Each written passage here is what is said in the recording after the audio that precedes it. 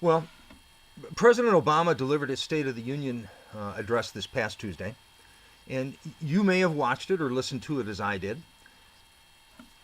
I'm not really here this evening to comment much on the content of that address. There were no surprises there. There was no new ground broken. We all know who Mr. Obama is. We all know what his agenda is. The purpose of my blog today is to reflect on what I saw in the live press coverage and what I saw in the news reports that evening and the following day. The whole time I watched, there was this presence of deja vu. There was something very familiar here, but I just couldn't quite put my finger on it. Mr. Obama spoke of economic inequality and his desire to correct that. The cameras recorded applause and approval from the Democratic side of the aisle, and the Republicans sat there quietly. The president told us that unemployment was at a 5-year low. Democrats cheered, and the Republicans crossed their arms. Our chief executive pledged to sidestep Congress if they would not give him quick support on his agenda. Democrats approved, Republicans scowled. Our commander-in-chief told us that after diplomatic negotiations, Iran is no longer interested in nuclear weaponry. Democrats responded joyfully. The Republicans rolled their eyes. Our leader touted the Affordable Care Act. Democrats were elated. Republicans sat on their hands. This scene was repeated over and over again Tuesday night, and then shown again ad nauseum in news reports that evening and the following day. Those heartless Republicans, those bigoted, warmongering stuffed shirts, they looked so bad. Our celebrity press corps didn't even have to say a word. The images spoke for themselves. Why can't these jerks support such noble causes? Well, as I said in the beginning, these images haunted me. Where had I seen them before? And then it came to me. We have all seen these images before, many times, but in a different venue. We have seen it at the grocery store. You know, that little boy sitting in the cart while his mother is putting groceries on the checkout line? And the little boy says, "Mommy, I want a Snickers!" And he points at the candy rack next to his mom's shopping cart. And Mom replies, "No, honey, you will ruin your dinner." "No, I won't," replies our little boy. No, you cannot have the candy bar," Mom says more firmly. There it is.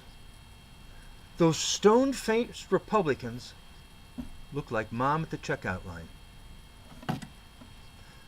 Then there was this time several years ago when I was in a toy store shopping for a gift for my daughter.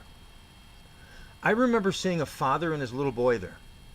Dad was letting his boy pick out his own birthday gift. There was quite a commotion.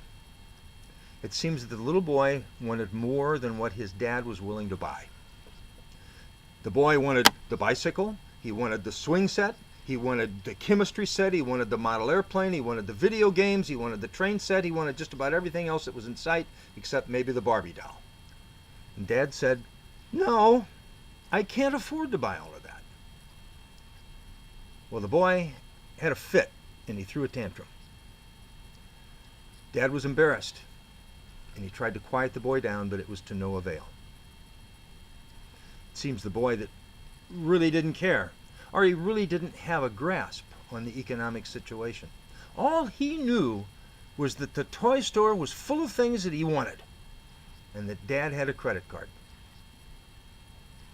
And I watched as that dad sucked it up and did what he had to do.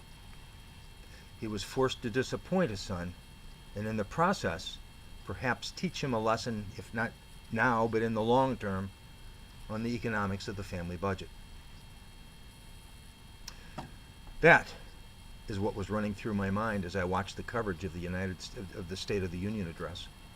On the Democratic side of the aisle, I saw a room full of bad daddies, all applauding.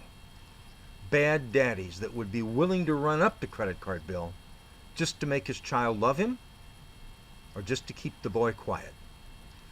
Bad daddies that would worry some other time on how to pay off that credit card. Bad daddies that just wanted approval, in this case, in the form of re-election.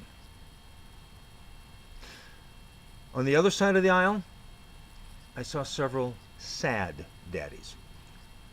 Sad daddies that would like nothing better than to give their kids everything that they want, but also have the responsibility of balancing the checkbook. I really don't know if I could find a better metaphor for what we're seeing in politics today. Two things that Mr. Obama neglected to address in his speech was the deficit and the budget.